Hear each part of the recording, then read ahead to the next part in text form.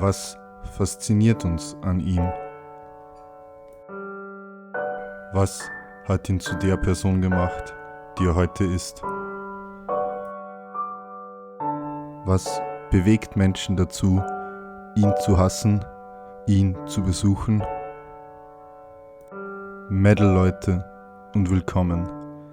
Dies ist die Geschichte des Drachenlord.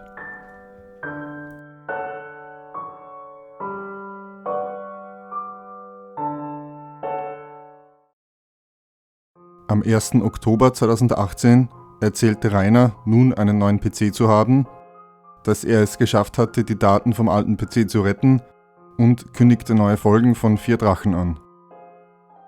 Später nahm er Bats Candy als Gast in seinen Stream und präsentierte eine Schreckmaske, die ihm ein Hater geschickt hatte.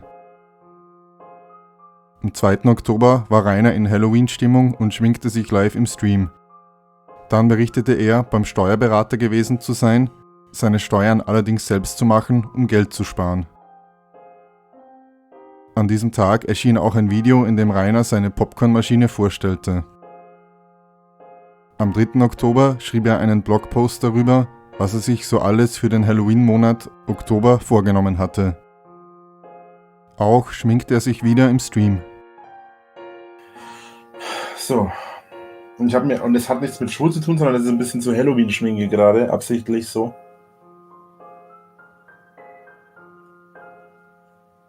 Und ich bin in meiner Mannheit gefestigt genug, um auch sowas machen zu können. Am 4. Oktober erschien das Video 73 Animes in 217 Sekunden.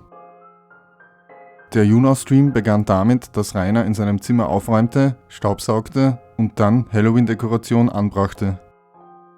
Am 5. Oktober streamte Rainer in den frühen Morgenstunden Jackie Payne gegenüber, einem Gast, den er in seinen Stream genommen hatte, sprach er auch über seine Nachbarn, die sich teilweise bei ihm beschwerten. Es kommt auch schon mal vor, wenn ich an denen vorbeilaufe, dass ich dann, also bei manchen laufe ich halt vorbei, wenn ich mal zum Beispiel zu Fuß unterwegs bin, dann lassen sie halt solche Bemerkungen fallen wie, ja, willst du nicht mal aufhören mit dem Scheiß oder so. Oder solche Sachen halt. Und entweder ich ignoriere es komplett und laufe einfach weiter, oder ich sage, ja, okay, ich kündige meinen Job, wenn du deinen kündigst, so ungefähr. An diesem Tag erhielt Rainer auch sein Handy aus der Reparatur zurück. In einem späteren Stream hörte man im Hintergrund Rainers Eismaschine laufen, während er Alexa immer wieder darum bat, ihm den Eingang zu zeigen. Alexa, zeig mir Eingang. Okay. Später war Rainer zu Gast im Stream von Jackie Payne, wurde dabei allerdings von Hatern vor seinem Haus gestört. Schmeißen die jetzt ernsthaft Sachen gegen mein Fenster, nur weil ich nicht auf diese Pisser reagiere, ernsthaft? Da ist schon wieder jemand da. Ja, es sind vorhin welche Darkwesen, die auf meine Kamera zu sehen waren. Und jetzt schmeißen sie anscheinend irgendeinen Müll gegen mein Fenster. Rainer, schau noch und hilf auch nochmal nach. Schau nochmal nach.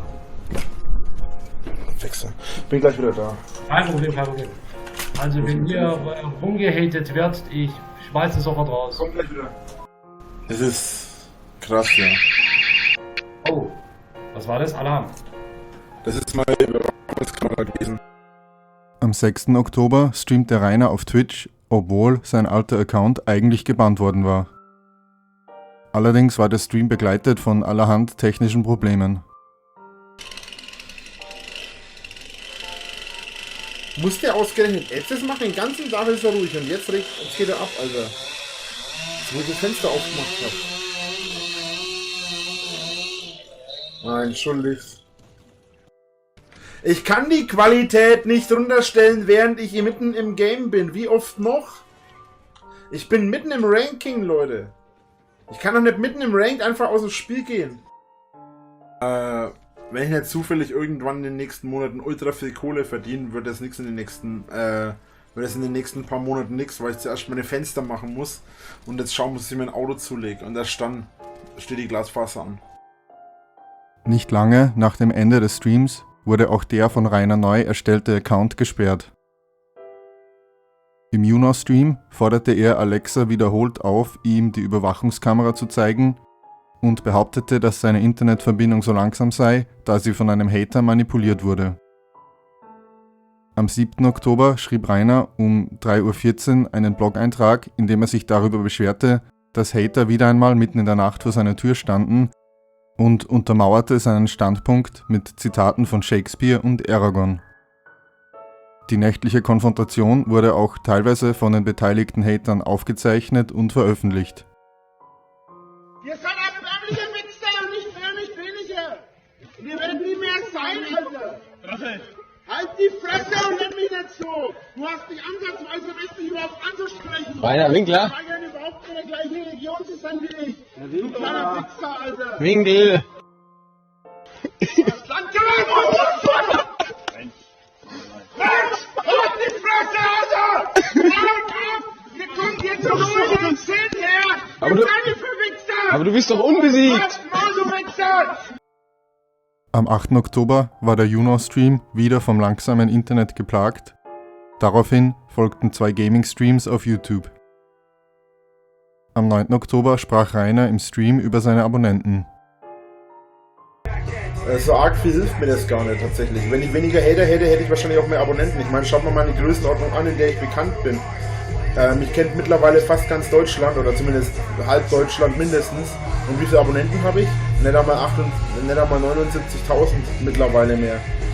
Weil die Hater so viele deabonniert haben. Und die Fans oder die normalen Zuschauer sich entweder nicht dafür interessieren oder einfach keine Lust haben zu abonnieren, weil sie Angst haben, von den Hatern gemobbt zu werden. Obwohl man meine Abos auf YouTube eigentlich gar nicht einsehen kann. Also derjenige, der mich abonniert, sieht man auf YouTube nicht ein. Zumindest nicht auf meinem Kanal. Die Leute haben genau das davon, was sie davon haben wollen. Und zwar, dass ich weniger Unterstützung bekomme. Wenn ich jetzt so viele Hater hätte, hätte ich wahrscheinlich längst 100.000 oder mehr Abonnenten. Aber die Hater, nicht jeder von den Leuten ist so mutig wie die Leute, die mich abonnieren, also wie ihr. Die meisten, die mich schauen oder die mich vielleicht auch gut finden oder meine Videos gut oder meine Streams gut finden, die abonnieren nicht, weil sie Angst vor den Hatern haben tatsächlich. Und das ist leider das Problem, weil dadurch spielen die den Hatern genau in die Hand. Am 10. Oktober enthüllte Rainer im Stream, dass er den ganzen Tag lang an seinem neuen Buch Auf Wegen des Lebens geschrieben hatte. Das Buch sollte eine Verbesserung seines alten Buches Die Antwort auf die Träume sein, von dem er behauptete, die Hater hätten es verfälscht. Und wer die Antwort auf die Träume gelesen hat, der weiß, dass es sehr derb war. Wobei natürlich nicht alles, was die geschrieben haben, von mir war, sondern die haben das halt nur genommen und haben dann noch irgendwas drüber gekaut noch, dass ich halt das Idiot dastehe. Aber das Buch, wenn ich wirklich fertig habe, und wenn es dann wirklich den originalen Titel hat, kann man die Antwort auf die Träume nur noch ahnen an dem Buch. Anhand von den Charakteren und so weiter. Und anhand von der Story her. Aber die Geschichte ist damit weit besser gemacht. Finde ich jedenfalls bis jetzt. Am 12. Oktober erschien das Video Labern über Yosuga Anime Deutsch. In einem Gaming-Stream ließ Rainer sich wieder einmal vom Chat provozieren. Du bist mit 29 noch Jungfrau. Und du bist 35 und bist es immer noch. Ich würde drüber nachdenken. Und jetzt kommt wahrscheinlich der, nö, ich bin kein 35, ich bin 13. Ja, Wahnsinn.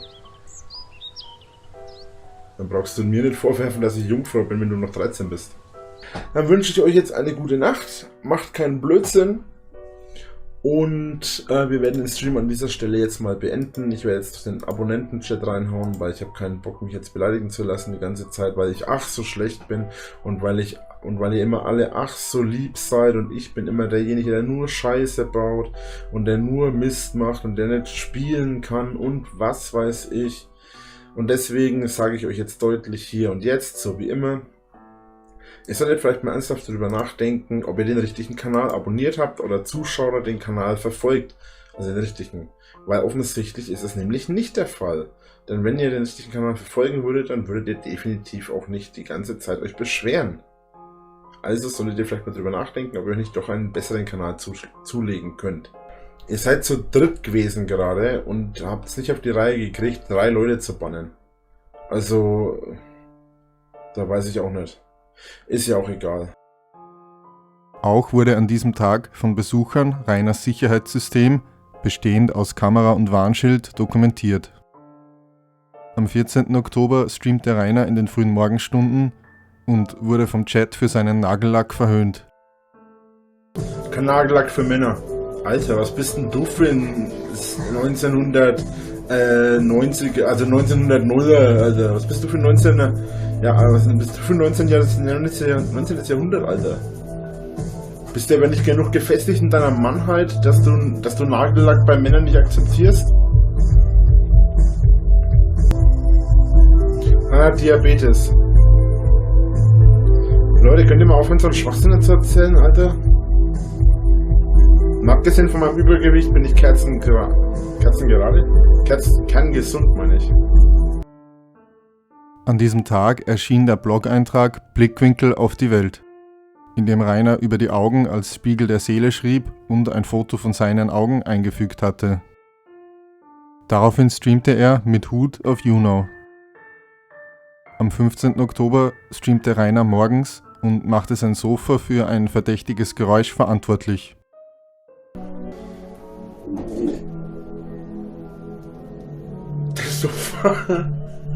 Das Sofa knackt.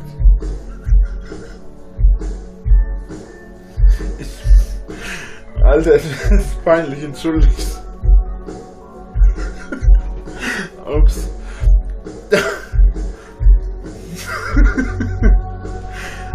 Hat man das überhaupt gehört, weswegen ich mich gerade entschuldigt habe? Dann behauptete er, bis zum Winter würden seine Fenster repariert sein. In einem späteren Stream textete er schlecht gelaunt mit seiner angeblichen Freundin und forderte Alexa wiederholt auf, ihm die Einfahrt zu zeigen. Alexa, zeig mir die verfickte Einfahrt. Leider spreche ich noch kein Deutschen. Alexa, zeig mir die Einfahrt.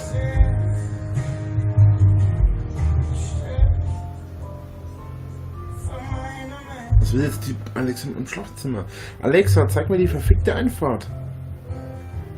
Okay.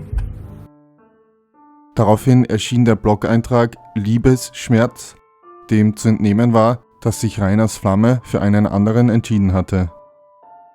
In einem Besuchsvideo von diesem Tag war auch Rainers neue Alarmanlage zu hören. Herr Winkler!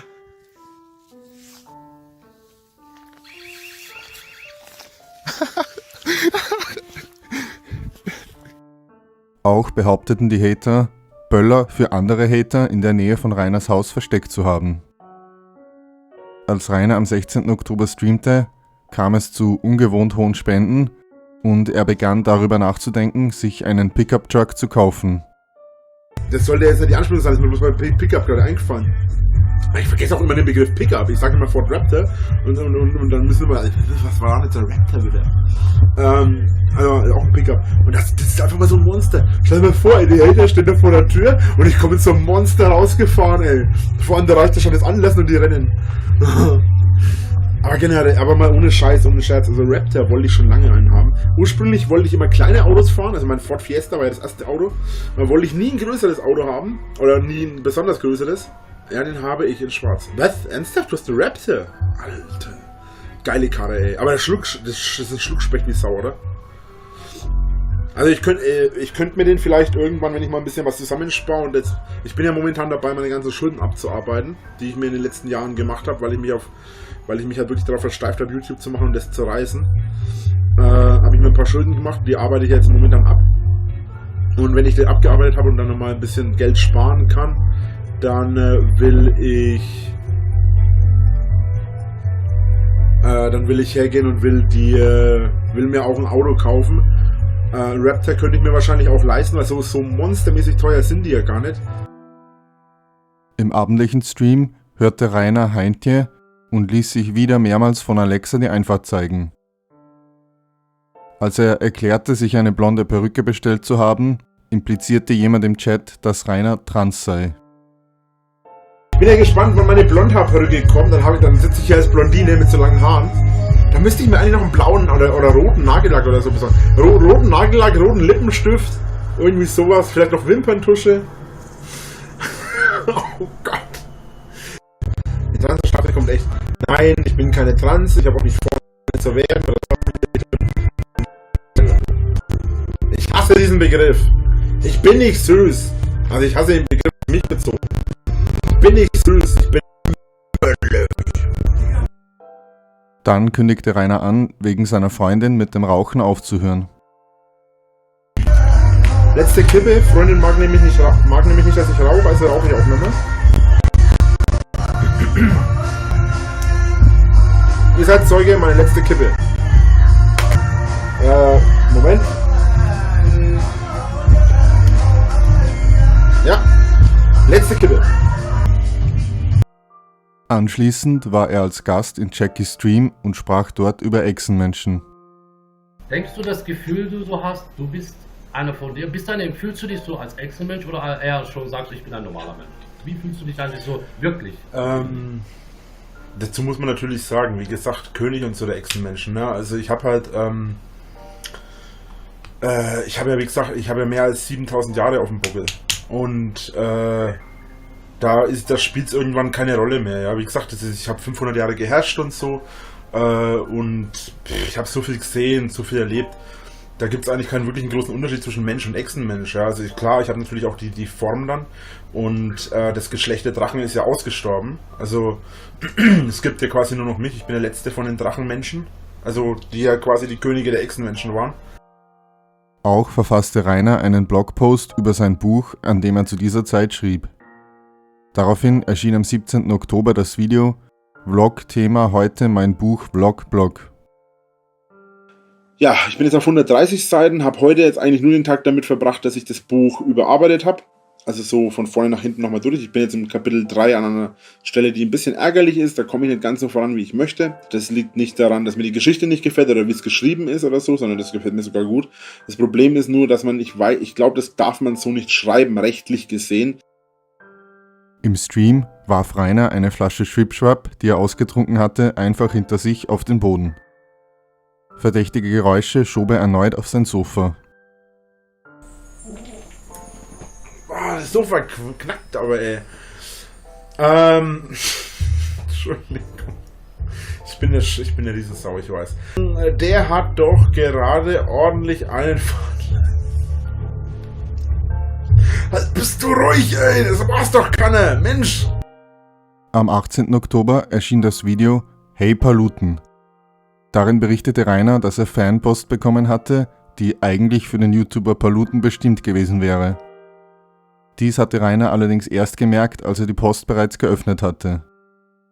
Dann lud er Paluten dazu ein, mit ihm in Kontakt zu treten, eventuell mit Herrn Newstime als Vermittler, um die Angelegenheit zu klären. Am 19. Oktober streamte Rainer vormittags und verpasste dadurch seinen Termin beim Zahnarzt. Übrigens, es wird jetzt nicht zur Gewohnheit, dass ich morgens streame. Ne? Also nicht, dass ich jetzt meint, ich streame jetzt jeden Morgen. Ich denke, morgen kann ich zum Beispiel mal nicht, weil morgen habe ich einen Termin um 9 Uhr und da komme ich erst um 1 Uhr oder so wieder heim. Also, nee. Was ist morgen? Moment. Scheiße, der Termin war heute. Fuck.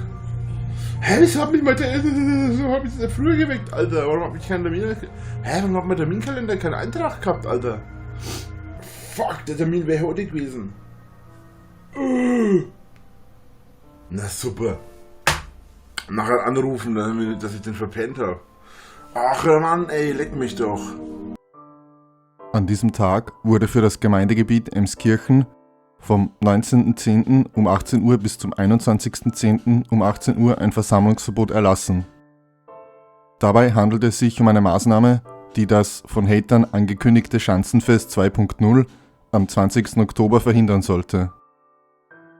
In dieser Nacht versuchten einige Besucher Rainer mit lautem Hupen zu nerven. Daraufhin erschien am 20. Oktober das Video An die mit der Hupe, in dem Rainer behauptete, dass mit solchen Aktionen nur die Nachbarn belästigt werden würden, es ihm aber egal sei.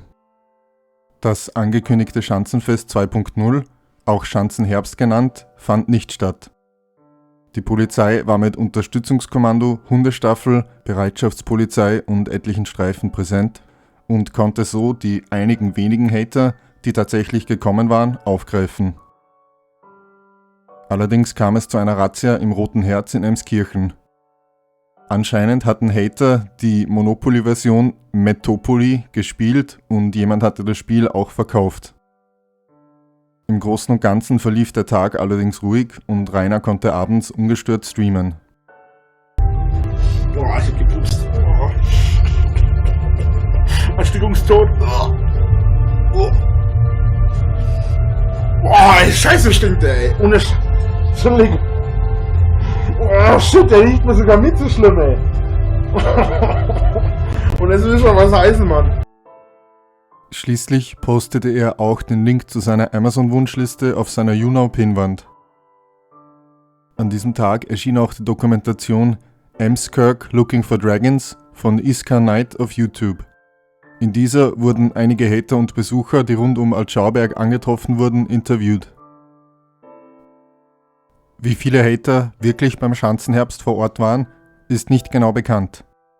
Dementsprechend ist die Verhältnismäßigkeit der polizeilichen Maßnahmen schwer zu ermitteln. Das Ereignis zeigte aber deutlich, dass staatliche Stellen die Probleme am Altschauerberg ernst nahmen. Dadurch, dass Rainer sich weigerte, seine Online-Präsenz zu beenden, würde er nun vermehrt den Groll der Behörden auf sich ziehen.